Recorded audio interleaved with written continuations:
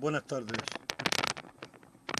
Comienzo con la grabación de la ponencia del Encuentro de Buena Voluntad de octubre de 2020, denominada Hacia el concepto de discípulo y discipulado en la nueva era, una comparativa a los libros sagrados de Oriente y Occidente.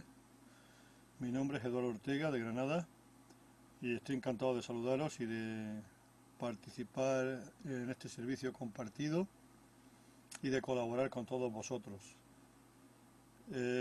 Antes de empezar las ponencias, pues quería decir, por ejemplo, que he intentado que la ponencia sea totalmente teórica, perdón, práctica más que teórica, aportando algunas ideas.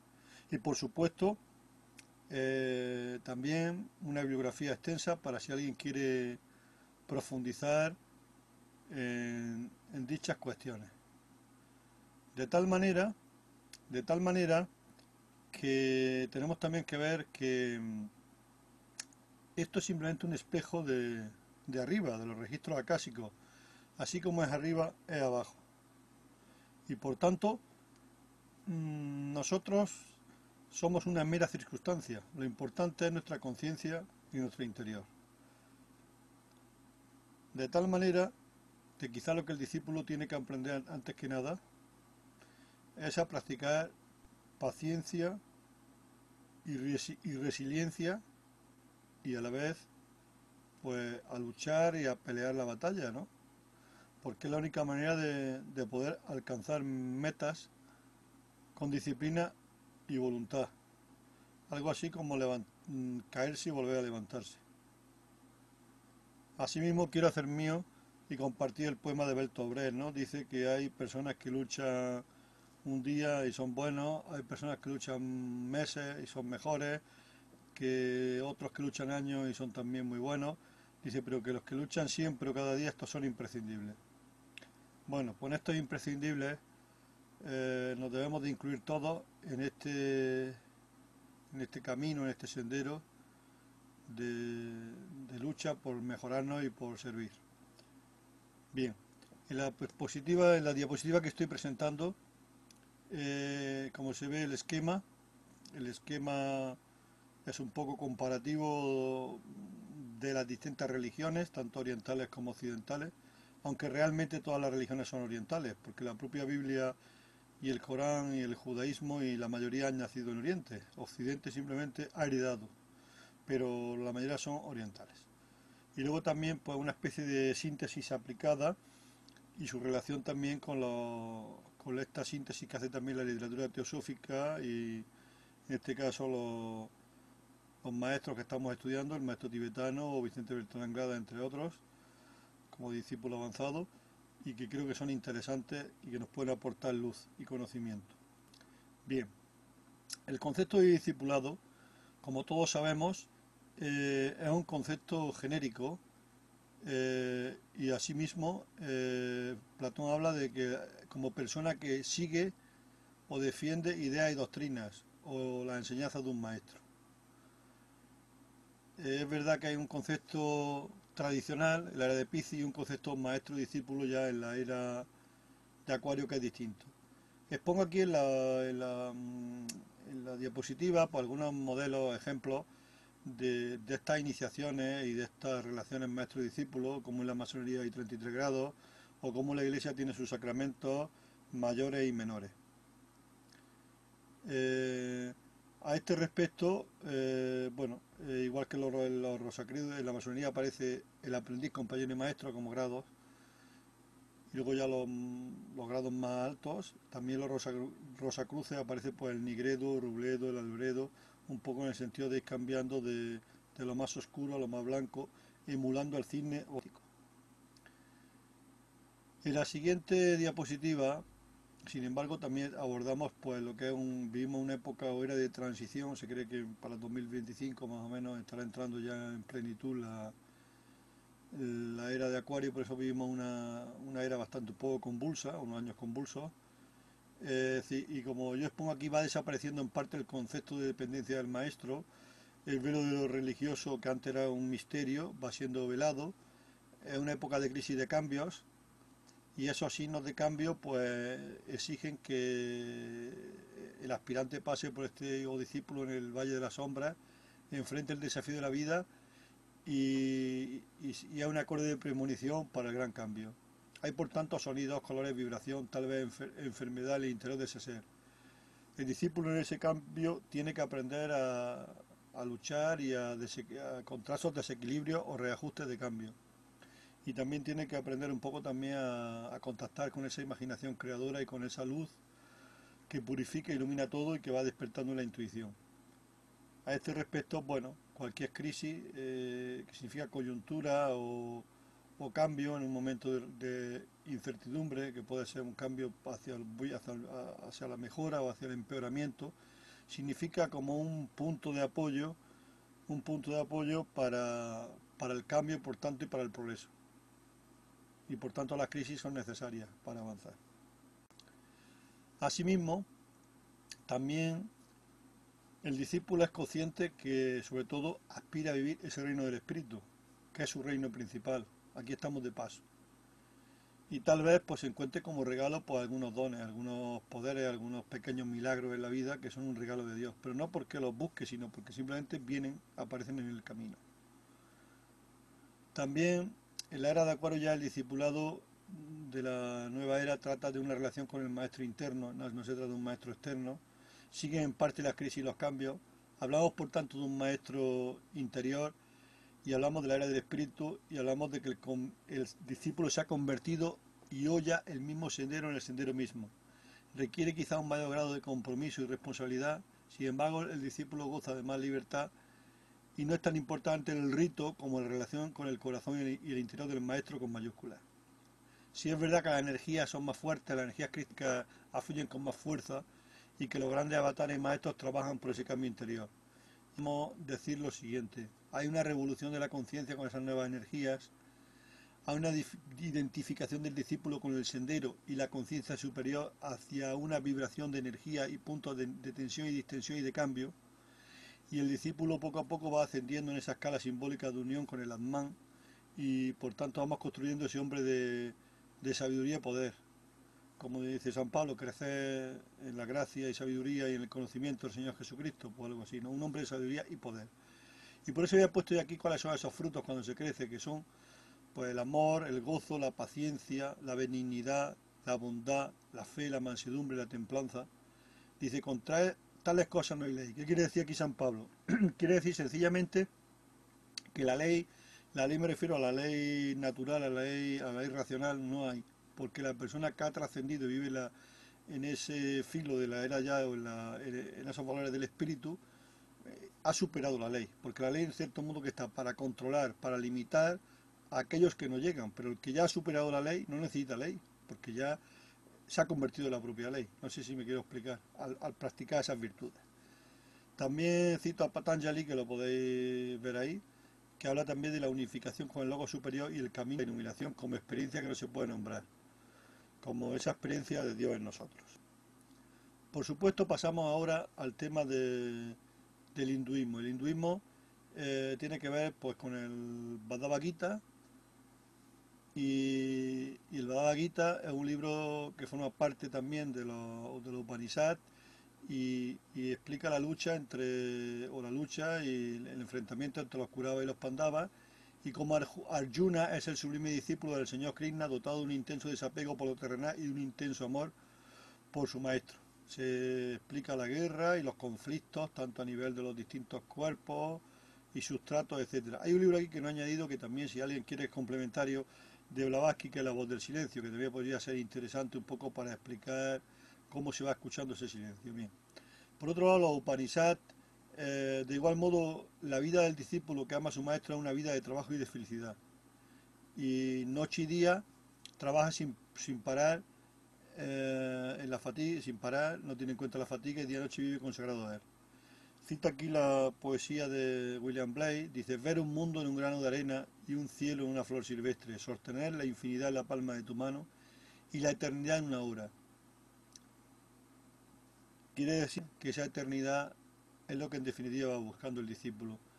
Por tanto, desde el punto de vista hinduista, el discípulo acude con la mente y los sentidos y el maestro le da una visión de Brahman, de espíritu de verdad y de eternidad.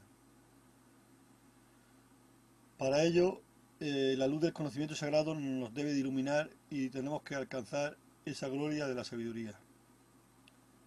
Verdaderamente, los Upanishads son la raíz de luego de otras religiones como ha sido por ejemplo el budismo, que ahora explicaremos. El concepto de taoísmo y budismo. Eh, Hay una frase que pongo aquí, dice, quien no se conduce de acuerdo a la vida santa o no alcanza la riqueza en su juventud, apenas sobrevive como una vieja garza alrededor de un estanque sin peces. Quien no se conduce hacia la vida santa o no alcanza la riqueza en su juventud, languidece como un saco curvado e inútil, anhelando el pasado. Bien. El budismo, como sabemos, o como sabéis, surge a finales en los siglos tercero y cuarto, si no me equivoco, estoy hablando de memoria, antes de Cristo, y toma toda su sabiduría de los Vedas y los Upanishads. Y estos tratados milenarios enseñaron a innumerables maestros el arte de la sabiduría. No cito aquí Milarepa, por ejemplo, obra también muy importante que tiene que ver con el hinduismo y el budismo, también como es Cantos de Milarepa, que tampoco la he puesto, pero si a alguien le interesa se la puedo enviar. Buda fue uno de los que bebieron de esta fuente sagrada, como Jesús el Cristo lo hiciera de las fuentes hebreas.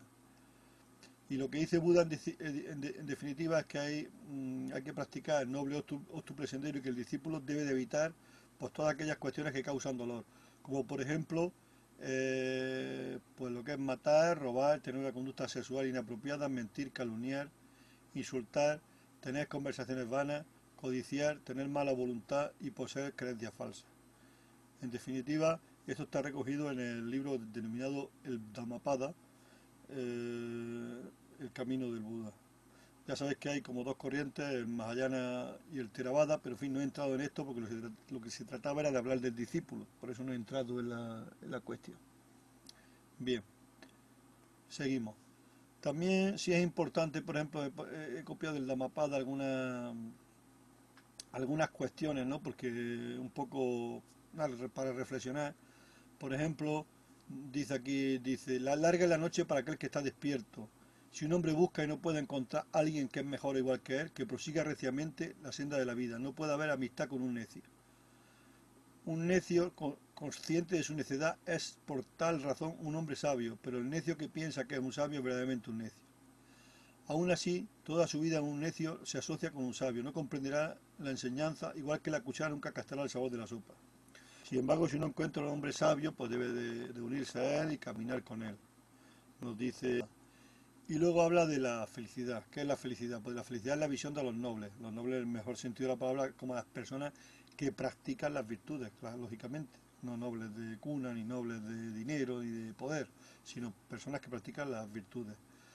Su compañía siempre resulta dichosa. No viendo a necios, uno permanecería siempre feliz. Verdaderamente quien permanece en compañía de necios se atribula durante mucho tiempo. Me refiero cuando uno está en compañía de gente con mala vibración o gente con digamos, con energías bajas, ¿no? Dice, la asociación con necios es incluso tan penosa como un enemigo. También es una prueba en el sendero, ¿no? Que hay que aceptarla y practicar paciencia. Si haya un hombre inteligente, sabio, con conocimiento, consistente, responsable y noble, con un hombre tal, pues debe uno de asociarse, o sea, de caminar con él. Luego también habla del justo. ¿Quién es el justo? El justo, como discípulo justo, es el que ha superado y eliminado esas contaminaciones. A lo que me refiero y entonces se ha liberado del odio y es un hombre de buena voluntad. Nunca mejor dicho, aquí que estamos en encuentro de buena voluntad. Y esto es muy importante, ¿no? El tema externo, ¿no? Dice, no por afeitarse la cabeza, un hombre indisciplinado y mentiroso se vuelve una zeta. ¿Cómo podría ser una zeta si está lleno de anhelo? Por otro lado tenemos el taoísmo. El taoísmo, como sabéis, su libro principal es el Tao Te Ching, y sin embargo también recoge la filosofía del I Ching, el libro de las mutaciones y los conceptos de yin y yang, frío y caliente, en fin, el tipo de energía. Y en su aspecto cosmogónico, el I Ching describe un universo en el que la energía creadora proviene del cielo, en tanto que la tierra es receptora y fecundadora de esa energía primaria. Y en la práctica, pues el taoísmo lo que busca es controlar o al menos buscar un equilibrio entre el cuerpo, el espíritu y el chi o ki, que en Occidente es como la energía. Estas tres cosas son las prácticas taoístas que puede unir en todo el cuerpo. Y tenemos, pues, por ejemplo, el Tai Chi, que es precisamente eso, la regulación mediante ejercicio físico de esa energía del chi o ki. Esto en taoísmo, lo que hemos dicho, la unión del cuerpo, el espíritu y el chi, es lo que se denomina la alquimia interior. Se puede con la práctica unir los tres tesoros dentro del cuerpo y luego con la alquimia interior se puede subir y sacar por encima de la cabeza, la kundalini. Luego, el concepto de discípulo en la Biblia, el Corán y el judaísmo, pues como sabemos todos por nuestra naturaleza de origen cristiano o cristiano, es decir, en la Biblia encontramos pues algunos testimonios, como por ejemplo en Isaías, ata el testimonio y sella la ley entre mis discípulos. Por tanto, describe a alguien que ha sido instruido hasta escribir una disciplina de vida y por tanto explica la necesidad de enseñar y aprender. Sin embargo, en el Nuevo Testamento ya encontramos la gran comisión en Marcos, Lucas y Juan, donde hablaba Cristo pues eso de ir y hacer discípulos a todas las naciones, bautizándolos en el nombre del Padre, del Hijo y del Espíritu Santo, en el sentido de convertir, de convertir a estas personas a Cristo, ¿no? A la enseñanza de Cristo, ¿no? Como el seguimiento del discípulo. Y luego en el Corán pues tenemos por ejemplo que también aparece la Sura 3, donde se le atribuye a Mahoma, pero en fin, no exactamente lo escribió Mahoma, sino que el Corán lo escribió varias personas, luego también sus dichos, sus hadices, etcétera. Y los más allegados a Abraham son los que le han seguido. Por tanto, Alá es amigo de los creyentes. A esos creyentes hace referencia el Corán como, como esos creyentes como discípulos, seguidores de Alá y por tanto seguidores de amigos de Alá y seguidores de Abraham o de Ibrahim. Y por otro lado el sufismo que habla de los caminantes, sufí o caminantes suf, que visten de algodón blanco y como alusión también del origen de la palabra a pureza, a los puros de corazón, safá. Estos pequeños grupos de sufíes se agrupaban alrededor de su maestro o sheikh. La enseñanza interior del sendero se transmiten de maestro a discípulo. Es lo importante, el sufismo es la parte mística del Islam. Cada maestro guía a su discípulo de acuerdo con los principios que ha aprendido de su maestro. La esencia de la enseñanza no es verbal, es muy importante, sino que es una comunión directa de corazón a corazón. Estamos hablando, por tanto, de una experiencia claramente mística, como es, por ejemplo, el tema de la frase del profeta Isaías, que dice que los que esperan en el Señor, en Jehová, tendrán nuevas fuerzas, dirigido a los discípulos, a los seguidores, levantarán las alas como águilas, correrán y no se cansarán, caminarán y no se fatigarán. Tiene relación con el poema de Bertolt Brecht que he citado yo antes, o el libro de los Salmos, cuando se hace la invocación del Espíritu. Oh Señor, envía tu Espíritu que renueve la faz de la tierra. En fin, es importante pues ese acercamiento, ¿no?, a la divinidad a través de esa energía, de esa fuerza. En cuanto a la relación también del judaísmo con la cábala, como sabéis, la cábala y el Zohar, yo he citado aquí un autor de la obra que cito aquí de Albert Junet, eh, donde habla de Isaías Loria y habla de cómo la cábala es sobre todo el papel muy importante asignado al Adán Kazmón. El Adán Kazmón se revela como una especie de síntesis de los sefirot, más unificada y trascendente que el desarrollo de los sefirot y anteriormente a este desarrollo. Y el autor expone que sus discípulos se confiesan los bienes y practican el culto a los santos. Pero esta cábala cristianizada prepara un acuerdo más decisivo entre el esoterismo del Antiguo Testamento y el esoterismo del Nuevo. En definitiva, la cábala es un medio de aprender entre el maestro y discípulo por la enseñanza, la enseñanza bíblica que están insertas dentro de la propia Torá y recogidas también en la Biblia, en el Zohar, etcétera. Y luego también el aspecto numérico y cabalístico que no entro de los versículos de la Biblia. ¿Vale? En cuanto al estudio del concepto de la gnosis, tenemos el origen de la gnosis está en Hermes Trismegisto, que significa tres veces grande, y los tres aspectos del discípulo de Hermes. El discípulo de Hermes no habla y no testimonia de la verdad más que cuando ha recorrido el camino y experimentado los valores de los que es cuestión, de los que se trata. Podéis tener fe y confianza en la precisión del testimonio de este hombre que se ha vuelto mago, y os daréis cuenta que cuando hayáis recorrido el camino, sea como experiencia, eso es verdad. Entonces, aquí cito a Van Rijsborg, que habla de la gnosis original egipcia y su llamada en el presente eterno, propagada y explicada de nuevo según la tabla esmeralda y el cuerpo hermético del Hermes Trismegisto. La tabla esmeralda lo que hace es revelar, es un libro que está escrito ya muy antiguo, que habla de la sustancia primordial y de cómo se consiguen las transmutaciones. El Corpus Hermeticum recoge para los discípulos seguidores de la Gnosis los principales axiomas y creencias de las tendencias herméticas. En ellos se trata de temas como la naturaleza de lo divino, el surgimiento del cosmos, la caída del hombre del paraíso, así como las nociones de verdad, de bien y de belleza. Es verdad que sobre la gnosis y el gnosticismo luego ha habido muchos movimientos y hay unos movimientos modernos gnósticos también que todos conocemos, como Samuel Aureol, que no lo he citado aquí, y otros autores, y que han desarrollado mucho esta idea, ¿no? Pero en fin, no quiero entrar, simplemente es poner una corriente para que se conozca. Si alguien quiere profundizar, pues ya puede profundizar un poco más, hay mucho escrito sobre eso. Bien. En cuanto al tema del concepto en la literatura teosófica y autores afines, especial maestro tibetano y Vicente Beltrán Aglada, yo quería, como es lógico, empezar por la obra de Krishnamurti, A los pies del maestro, y habla y explica que el discípulo es uno con su maestro y debe procurar fundir su pensamiento con el suyo y ver si coinciden. Y expone el autor en su obra, dice, puedes ayudar a tu hermano mediante aquello que tienes de común con él, que es la vida divina. Y luego también habla que sin Elas, dice Krishnamurti, ser uno con Dios, que no sea con vista a tu provecho, sino para convertirte en un canal por donde fluir su amor hasta llegar a tus semejantes. Sin embargo, ya entrando en el maestro tibetano y en el manual de la magia blanca, me parecía interesante recoger el tema de alguna cosa que había encontrado como el tema del hastío del discípulo, el cansancio en el sendero, porque es lógico que a veces el discípulo va a sufrir insatisfacción, hastío, desagrado, profunda fatiga, y son características muy frecuentes de quien está al borde o que está en la lucha de ese discipulado. Por tanto, el discípulo, como bien hemos dicho, es una persona que trata de aprender, o ya lo es, y ha aprendido un nuevo ritmo. Y en esa idea de transición, pues vibra en esa condición doble de la percepción del alma y la percepción de la forma. Por lo tanto, ve doble. Ya sabemos que todos los que estamos en este proceso, más o menos, más adelante, más atrás, pues sufrimos un poco porque el cuerpo físico se hace emocional e incluso etérico se hace más sensible a las enfermedades, a muchas cuestiones, y entonces nos damos cuenta que somos un poco más sensibles de la cuenta, ¿no? Porque hay un cambio, ¿no? Hay un cambio interior que también se manifiesta en las células. Sería un poco largo de explicar.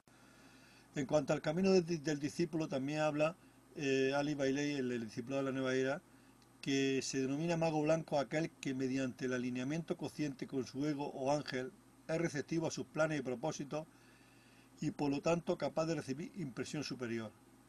Y por ello en el discípulo de la nueva era habla de una serie de consejos del tibetano al discípulo con problemas como que debe de cerrar su aura, ahorrar energía y sobre todo no mezclarse demasiado con la aura de otras personas que hace que se cura constantemente la vitalidad. O sea, no desparramar la energía, el tiempo y la energía es un don que Dios nos ha dado. Muchas veces lo desperdiciamos. Y segundo, explica cómo se desarrolla la intuición, que también es importante, ¿no? De forma simbólica, pues pone aquí, dice que la llave fue hallada con la presión de las manos que está al servicio de la luz y con un palpitante y asombroso corazón se gira la llave. La puerta se abre de par en par. El que se apresura hacia la luz atraviesa con rapidez la puerta y espera. La mantiene abierta para los que vienen después, en esta actitud de espera. Una voz clama, hermano mío, cierra la puerta, pues cada uno debe de girar la llave con su propia mano, y por sí solo debe entrar por esa puerta. En definitiva, lo que está haciendo es que nadie puede hacer por ti tu propio camino y tu propio esfuerzo, sino que cada uno tiene que convertir en ese sendero y en esa lucha, en ese día a día, ¿no? De forma simbólica.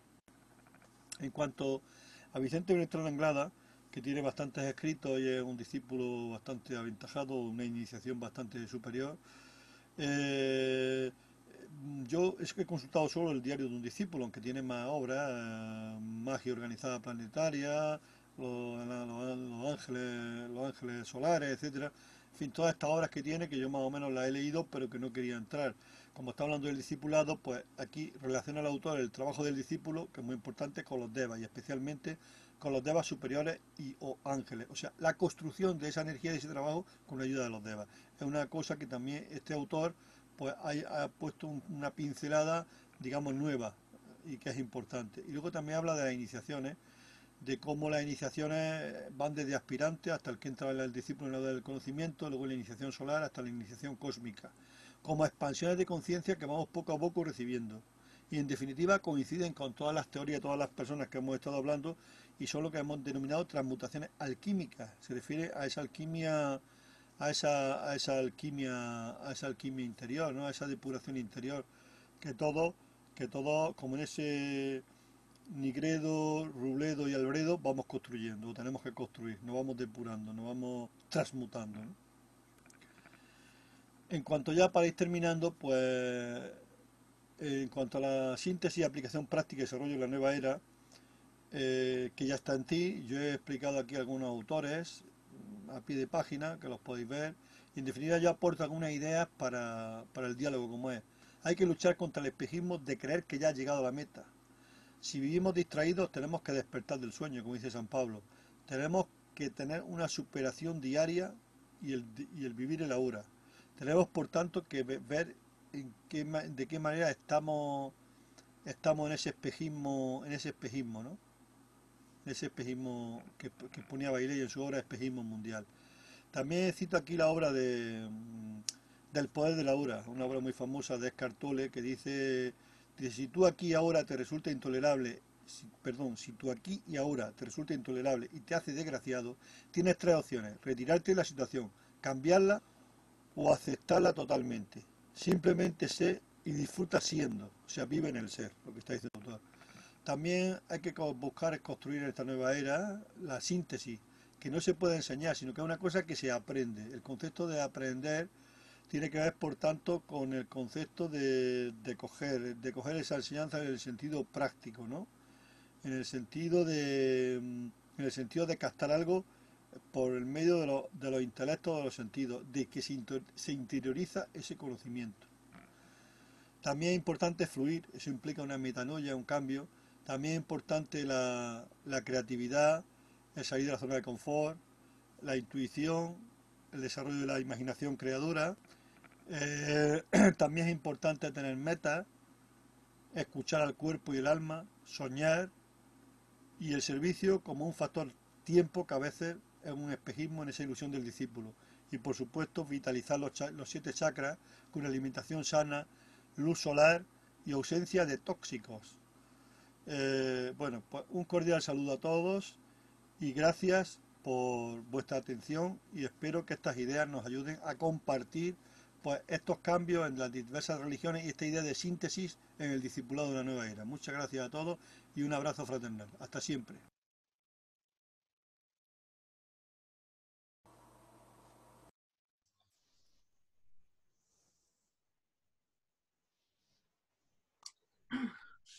Muchas gracias, Eduardo, por este trabajo tan espectacular que nos has presentado. Y bueno, ahora, si os parece, empezamos el coloquio. No sé, si quieres decir algo muy breve, Eduardo, en estos momentos. Buenos días, ¿se me escucha? Sí, se te escucha muy bien, Vale, sí. estoy con el ordenador portátil. Algo breve. Espera un Sí, momentito. muy breve. Un segundo, Eduardo, un segundo, Eduardo. Sí. Si cualquiera, como hasta ahora, como hicimos ayer, si cualquier participante quiere comentar o que levante la mano, de acuerdo con el clic que puedo hacer en participantes. Adelante, Eduardo. Sí, Vamos. un comentario breve, ¿quieres Sí, hacer? sí, voy a ser breve. Yo lo que quería decir ahora, bueno, en dos ideas. Primero que el sustrato de todas las religiones que hemos explicado, de las enseñanzas, son comunes, y por tanto lo importante no es la teoría, sino lo que uno practique en la vida. Lo que uno practique en la vida y lo que uno vaya, como he dicho con H, la letra aprendiendo. Y lo segundo es que también la nueva era lo que busca, aparte de ese desapego, es trascender la no dualidad, o sea, trascender los pares de opuestos, porque parece ser que el conflicto para iniciaciones y el conflicto que tenemos todos los aspirantes discípulos es que mientras no trascendamos esos cuerpos inferiores y esa dualidad, no podemos trabajar en la intuición y trabajar en el mundo de la conciencia. Entonces, ese es el siguiente paso a dar, ¿no? En esta nueva era, entiendo yo. Y transmutar, por tanto, todas esas energías inferiores para que sean superiores. Nada más. Entonces, es un esfuerzo día a día y no es fácil. También hay que hacerlo con alegría, ¿no? Y con voluntad. Nada más. Buenos días a todos. Muchas gracias, Eduardo. Adelante, Jesús. Hola Eduardo, bien, gracias por la presentación. El problema que tenemos los caminantes es que tenemos un exceso de información. Yo me ha venido un momento a la memoria el trabajo que hizo Madame Blavatsky escribiendo la doctrina secreta, intentando explicar a la mente occidental que las diferentes tradiciones del mundo, esotéricas y religiosas, provenían de una misma fuente. Claro, el problema que tenemos es que la vida nuestra da para lo que da. Cuando hemos despertado ya y estamos más o menos aposentados en la vida, tenemos como 40 años, pero no tenemos tiempo para investigar profundamente todas las tradiciones esotéricas, que son muy ricas y muy profundas. Claro, nos debemos decantar por una, e internamente se nos dice que desarrollemos la intuición, con lo cual es bastante complejo. Muchas gracias por la presentación, Eduardo.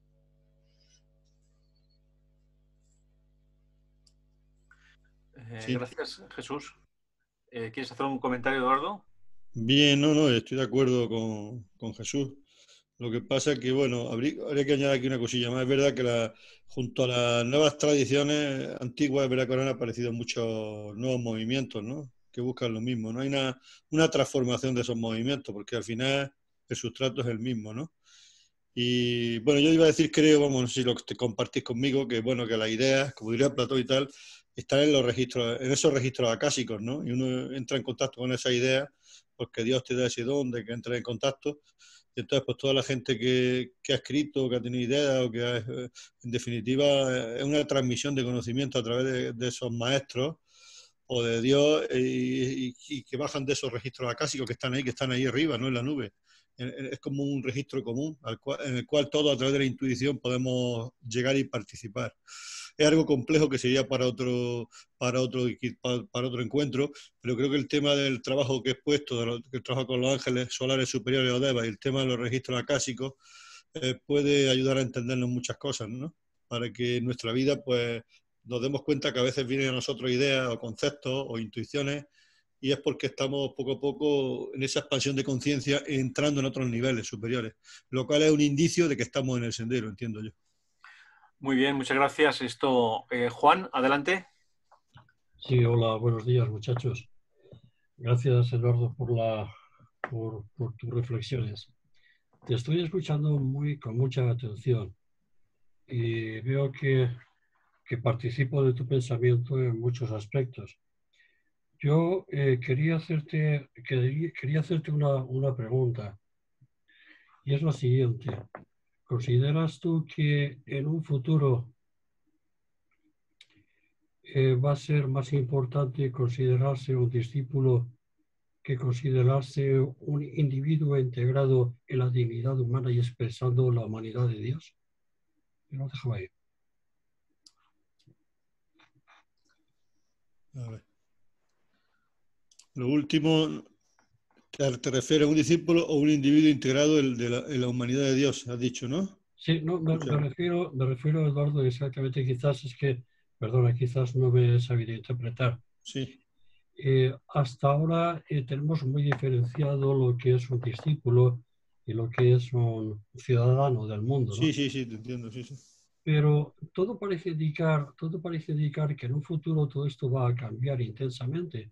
Es decir, que el propio ciudadano del mundo, es decir, hijo de la humanidad, va a ser ya un discípulo, pero no en los cenáculos internos de las prácticas, sino en la práctica cotidiana de la vida cotidiana, en la vida social de la humanidad.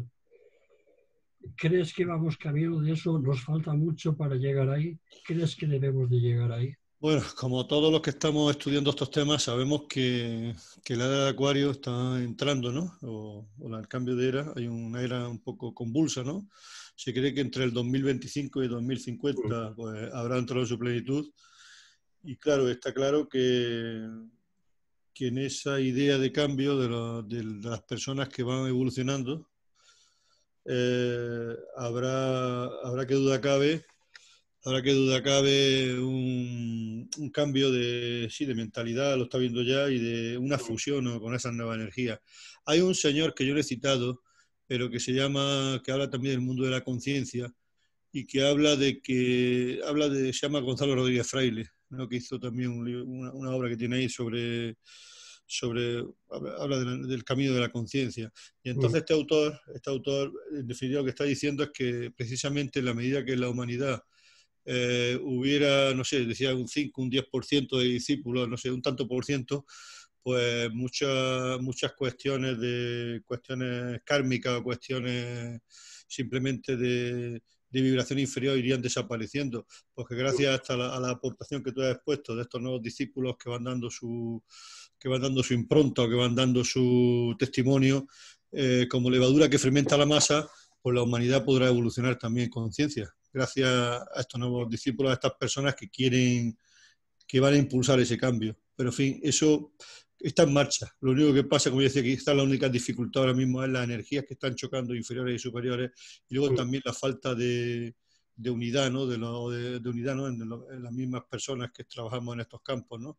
Y también luego hay una reacción, que la quiero decir siempre y que me molesta un poco, hay un grupo, sino de la oscuridad, un grupo reactivo, ¿no? Que no quiere reconocer el mundo del espíritu, o que está en contra, pues, de las medicinas alternativas, está en contra de la espiritualidad como tal, y quieren imponer nada más que un ateísmo o una enseñanza simplemente vacía y por decreto, con lo cual hay un enfrentamiento, como sabemos, pero en fin, yo creo que al final pues debe de triunfar la luz y debe de triunfar siempre la esperanza de cambio, ¿no? Y eso está en marcha. Depende también, pues claro, de cada uno, ¿no? y del tiempo, ¿no? Claro. Perdóname, yo sepa mucho quizás un poco del tiempo, perdona. Sí. Pero vamos, Eduardo, estamos así como si estuviéramos en petit comité charlando. Vale. Me alegro saludarte. Sí, O saludar. en la confianza de la amistad. Fíjate, yo te digo que hay una cosa que me preocupa, ciertamente me preocupa. Te diré cuál es. Mira, nosotros a trancas y barrancas, tú sabes que lo tenemos más o menos claro. Hemos experimentado una serie de vivencias y aprendizajes que nos hacen contemplar la vida pues un poco clara, al menos, un poquillo. Pero ¿no crees tú, Eduardo, que delante de nosotros se ha producido un precipicio casi insalvable que hace que no seamos capaces de enseñar a las nuevas generaciones lo que nosotros hemos aprendido? Hemos interiorizado tan intensamente el antiguo lenguaje de la tradición que nos encontramos desnudos a la hora de ofrecer una respuesta a los jóvenes. Ese es mi pensamiento, no sé qué piensas tú. Bueno, en parte puedo estar de acuerdo, pero por otro lado yo creo que ese pensamiento que tú me transmites quizás es un poco dualista, ¿no? Yo creo que lo que tenemos que intentar es trascender nuestra dualidad y posicionarnos en la conciencia. Y luego hay una cosa, una frase que yo no la he puesto ahí, pero que podría ser interesante como reflexión, que me dicen que en Dios, en la energía superior, lo que queramos en Dios, en el cosmos todo tiene su tiempo, ¿no? Y yo creo que cada cosa tiene su tiempo. Yo creo que la gente está tan cansada, como tú hemos dicho, de tanto exceso de información, de tanta manipulación, de tanto consumismo, que tarde o temprano, y esto lo decía, aunque es un poco conservador, el padre del exorcismo, el padre de Jesús, el padre Fortea, ya sé que algunos de no estáis de acuerdo, un poco extremista, pero él decía que va a haber una vuelta, yo lo he escuchado, y yo estoy de acuerdo con él, al área del espíritu, o sea, va a haber una vuelta a la gente a una nueva religión, que es esta nueva religión que estamos hablando, una religión redimida, una religión nueva, porque la gente está cansada y necesita, en el fondo, una nueva esperanza, y eso está ahí. Lo que pasa es que la gente, la grande jerarquía, me refiero a económica del planeta y materialista, lo que quieren simplemente es que la gente consuma y no piense, y ya está, hay mucha información. Vale. Pero yo creo que eso es posible, yo creo que no tiene por qué, yo creo que va a haber un cambio, ¿eh? Muy bien, muchas gracias. Le doy el paso ahora la palabra a Nati. ¿Nati? Sí, hola, buenos días a todos. Buenos días.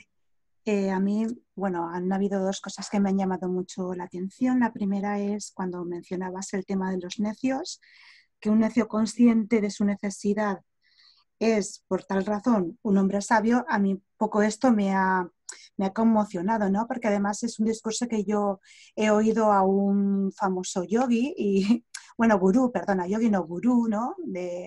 Y bueno, siempre me ha parecido muy raro esta incoherencia.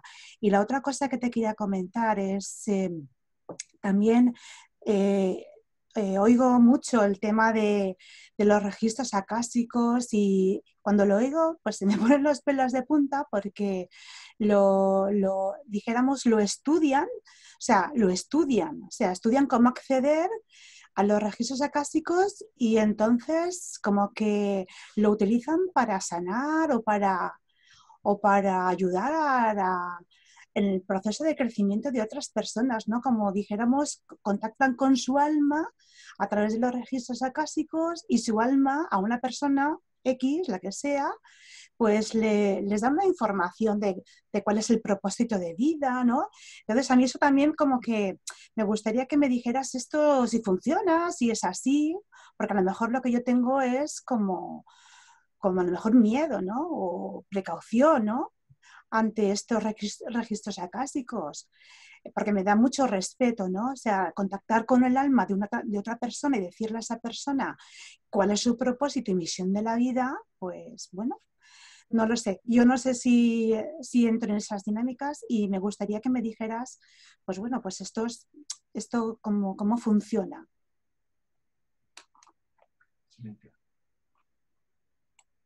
Sí, mira, te voy a decir primero lo de Vale. el tema de los necios. Bueno, buenos días, Nati. El tema de los necios está claro que es simplemente una paradoja.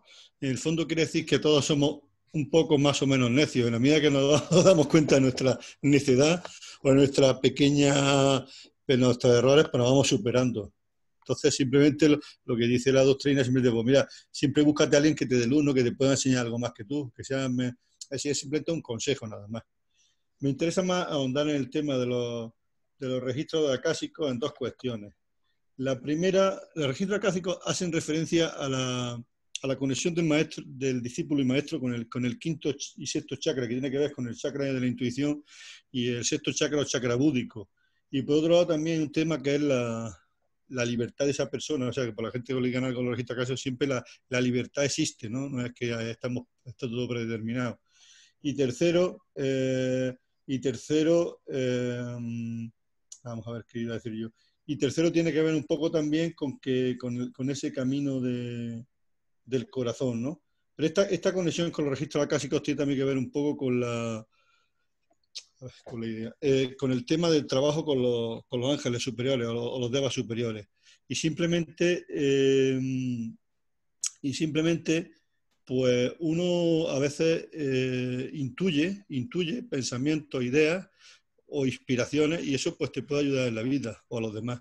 Pero no pensemos que es algo ni limitante ni limitado y que simplemente pues algo que está ahí. Lo que pasa es que tampoco a veces recibimos pequeñas pinceladas, no pensemos que tenemos una conexión completa ni un canal completo, porque el canal, por lo general, los grandes maestros, los grandes iniciados, simplemente podemos ahora mismo percibir algunas pinceladas, pero es verdad que nos pueden aportar luz en la vida y está ahí. Es un trabajo, es que no, vamos, a explicar esto ahora en dos palabras sería difícil, cada uno tiene su experiencia, yo he tenido algunas y entonces pues son un poco alucinantes, ¿no?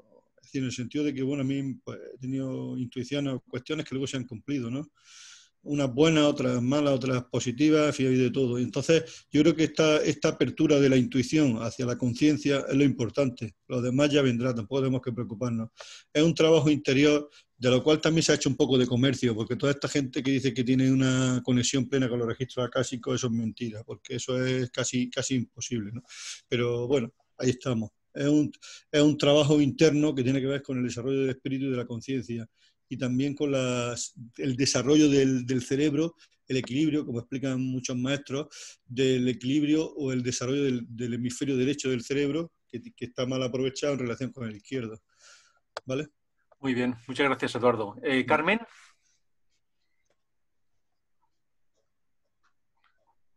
¿Carmen? Sí. ¿Sí? ¿Me habéis dado paso? Sí, adelante. Vale, Eduardo, muchas gracias. A mí me encanta ver estas exposiciones porque nos dan una idea de que, bueno, de lo que estamos hablando no es algo nuevo, sino que va desde, esto es antiquísimo, ¿no? Transmisión de maestro a discípulo, ¿no? Cómo están las diferentes tradiciones.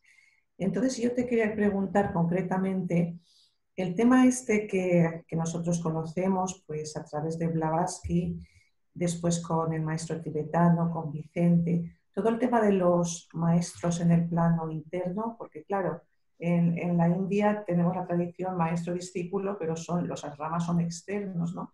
Todo esto del tema de los asramas internos, que explicaras un poco cuándo comenzó a decirse esto, o a conocerse, si era algo que se conocía antes y estaba oculto, y por qué crees que en esta última etapa de la humanidad o estos últimos tiempos se está dando a conocer el tema de los asramas internos y del aprendizaje que se produce también cuando estamos durmiendo.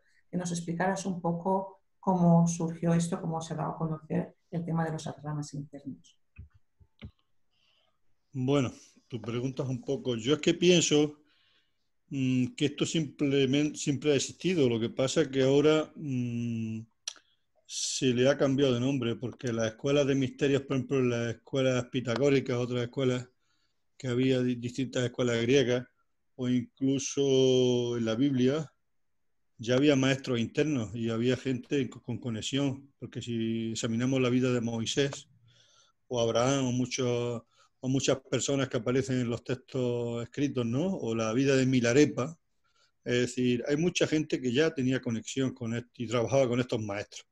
Lo único que ha aparecido ahora que en el siglo XIX, el movimiento este más especulativo, el movimiento de estudio de las religiones comparadas y tal, que aparece curiosamente en Estados Unidos, bueno, especialmente en Inglaterra, luego va a Estados Unidos, pues se aparece la teosofía, pero la teosofía no es que invente nada nuevo, entiendo yo, no lo inventa, ¿no? Eso está ya ahí. Lo único que hace es, bueno, resumir o concretar algunas ideas que ya estaban, y decir, bueno, pues la experiencia ocurre así y tal.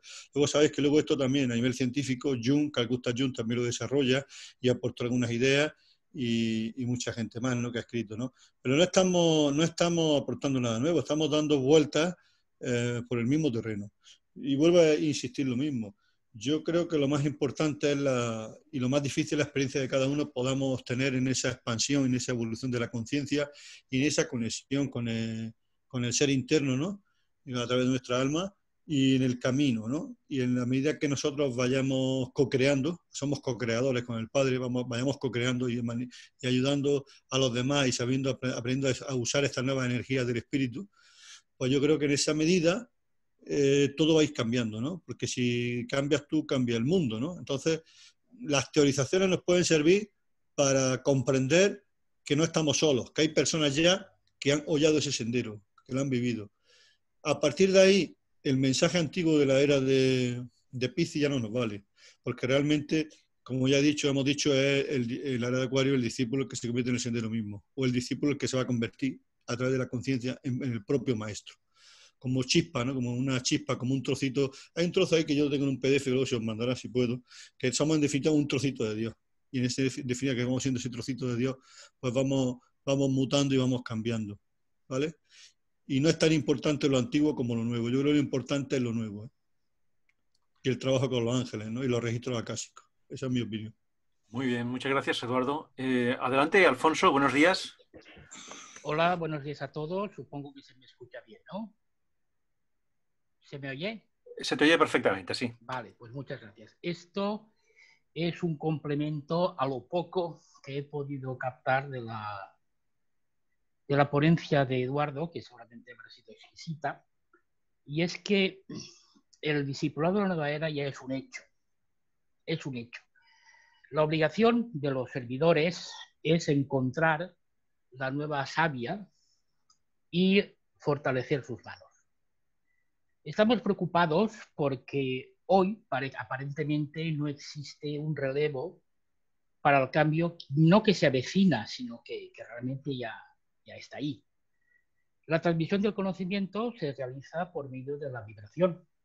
Nuestros logros actuales, de los que estamos aquí reunidos y otros que no han podido venir, y que seguramente esto lo leerán más adelante, pues nuestros logros sirven de base a generaciones futuras, a las generaciones que están en este momento en funcionamiento.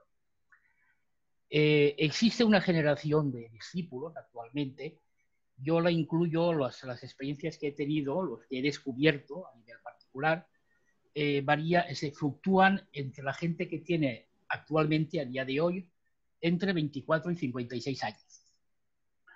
Esta gente actúa como debe, no porque aspiren a un cielo, a un premio de un maestro o lo que sea, sino que actúan como deben, como debe ser, porque es así como se debe hacer. A nosotros, los aquí reunidos, nos cuesta muchísimo cambiar y exteriorizar esos cambios. En cambio, ellos ya lo tienen asumido, lo ven como una forma natural y normal de actuar. El área de trabajo donde estas cosas, por lo menos las hemos visto aquí en la zona donde yo estoy, es el área que sirven o que utilizan los educadores y los profesionales de la educación. Las profesiones están involucradas con los elementales constructores, como por ejemplo la arquitectura, y la gente que se dedica a modelar, o si no a modelar, a adaptar las nuevas cualidades mentales, conforme ha dicho Eduardo, de la nueva forma de pensamiento, el nuevo arquetipo mental que se ha instaurado ya. Y eso era, simplemente era alargar un poco, no sé si lo ha dicho Eduardo, no lo sé si lo ha dicho, pero sí que es verdad que actualmente ya existe esta gente que actúa simplemente porque es así. Es lo que quería comentar. Muchas gracias. Muchas gracias, Alfonso. Eduardo, te queríamos hacer una pregunta. A ver, según tu opinión, el diálogo entre Krishna y Arjuna en el Bhagavad Gita, ¿no crees tú que tiene una aplastante realidad ahora en el siglo XXI, en la nueva era de Acuario, en la cual se espera una implicación social del discípulo en el Kurukshetra de la vida diaria? ¿Qué piensas? Bueno, totalmente de acuerdo, ¿no? Hay un párrafo interesante, ¿no? Que, uniendo lo que ha dicho Alfonso que habla del discipulado mundial y con lo que dices tú, hay un párrafo del libro, que ahora no me acuerdo la página, que se llama El desaliento de Arjuna, ¿no? En esa página que habla del Bhagavad Gita, el desaliento de Arjuna, que es el desaliento del discípulo, en definitiva es como sabemos, la disruptiva o la forma de la duda que se le crea a Arjuna, ¿no? En ese camino de lucha. Y ese camino de lucha y de superación, en definitiva, pasa por hollar el sendero. No pasa por ni contemplar a los Kauravas, ni contemplar a los Pandavas en esa parábola, sino en esa práctica de la conciencia, en esa devoción a Krishna. Y en ese sentido, pues, vuelvo a decir lo mismo, lo que está llamando es a ese trabajo interno, ¿no? Y ese trabajo diario, que yo creo que en este nuevo paradigma de la realidad, que es el que está surgiendo, pues gracias a las nuevas tecnologías y a toda la información que hay actualmente, los nuevos discípulos mundiales o la persona que quiere aportar sus ideas al mundo, pues es una buena ocasión, a pesar de los altibajos, ¿no? y de los cambios de paradigma que están ocurriendo, pero yo creo que está ahí, ¿no? Y que es necesario. El cambio y la crisis, hay una palabra también que hablo de la crisis, que no sé si al final ha salido, ¿no? La crisis, pues es un punto de cambio y es una energía de la conciencia que está en marcha. Eso es lo importante. También te queríamos preguntar que, bueno, tanto el maestro tibetano como Vicente Beltrán Anglada hablan bastante de la nueva religión mundial. Eduardo, ¿no crees tú que esta nueva religión mundial mantendría los valores trascendentales de las grandes tradiciones existentes? O sea, aquellos valores que, como hemos visto a lo largo de los siglos, han sido transformados en inmanentes por los hombres. Hombre, yo creo que estoy totalmente de acuerdo, porque claro, los valores es que la cultura en sus tradiciones, que son como el ropaje que cada uno lleva puesto y que le protege del calor o del frío, en ese aspecto es así, ¿no? Pero al final, en el fondo, es lo mismo. Pero sí, esta nueva religión mundial pues puede mantener los ropajes pues por el sentido de la cultura, o de ese cambio cultural. Y luego, como yo he dicho, hay un cambio en este nuevo paradigma de vuelta a lo que se llama que autores en la Edad Media que ya se anticiparon, como Joaquín de Fiore, os remito a que lo leáis si queréis, hablaban de la era del Espíritu, ¿no? Habíamos pasado por la era del Padre, que era en el Antiguo Testamento, la era del Hijo, que es la venida de Cristo, y la tercera venida, donde se espera la segunda venida de Cristo, que es la era del Espíritu. En esa era del Espíritu pues hay muchas cuestiones que ya no son necesarias. Sin embargo, los ropajes culturales, en tanto en cuanto el ser humano es un ser social y cultural, pues estarán ahí. Lo que pasa es que van a pasar o están pasando a un segundo plano, pero pueden convivir. Lo importante, como yo digo, es hollar el sendero y vivir en la conciencia, ¿no? Y esa comunión con Dios en la conciencia. Muy bien, muchas gracias. Una última pregunta. En estas últimas décadas, y gracias al trabajo de Vicente del Beltrán Anglada, se habla constantemente de Agni Yoga, el yoga de síntesis, de trascender la dualidad de los opuestos. ¿No crees que las premisas de este Agni Yoga ya se podían vislumbrar en el legado de Buda y en el taoísmo? Esta pregunta es bastante compleja, pero bueno, porque es que yo no quiero tampoco teorizar, porque yo también, como he dicho, puedo ser un necio que estoy evolucionando hacia ese que he puesto el Nigredo, Rubledo, Albredo, ¿no? Hacia ese blanqueamiento. Sí, vamos, el Agni Yoga es algo que también antiguamente los discípulos, los iniciados maestros, en esa transmutación alquímica que yo hablaba, la han experimentado.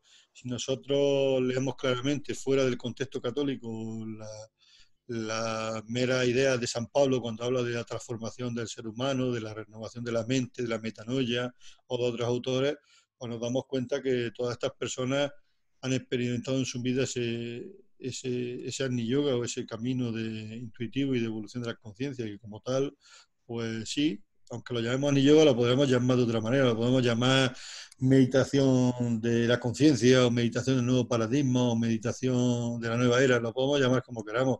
Yo creo que el nombre es lo de menos, lo importante es la experiencia, la conexión con el maestro interno y la conexión con la conciencia y con Dios. Yo creo que eso es lo más importante, ¿no? Como experiencia, que es lo que todos los místicos, todas las personas que también han actuado en el discípulo mundial, pues han aportado su idea y son los que han, en definitiva, demostrado que han tenido conexión por sus resultados, ¿no? Bueno, perdón, sí. Desde la simple humildad, ¿no? Porque también tenemos que ser bastante humildes, en el sentido de que bueno, por eso hablaba yo de los necios, porque todos somos un poco necios porque creemos que hemos llegado y tenemos el espejismo y a lo mejor no hemos llegado, ¿no? Bueno, pues muchas gracias, Eduardo. Llegamos al final de este coloquio. Unos segundos de silencio y empezamos con el mantra que cierra esta actividad. Los hijos de los hombres son uno y yo soy uno con ellos. Trato de amar y no odiar. Trato de servir y no exigir servicio. Trato de curar y no de herir. Que el dolor traiga la debida recompensa de luz y de amor. Que el alma controle la forma externa, la vida y todos los acontecimientos. Y traiga a la luz el amor, que subyace en todo cuanto ocurre en esta época. Que venga la visión y la percepción interna. Que el porvenir quede revelado. Que la unión interna sea demostrada. Que cesen las divisiones externas. Que prevalezca el amor. Que todos los hombres amen. Emitimos una vez la palabra sagrada.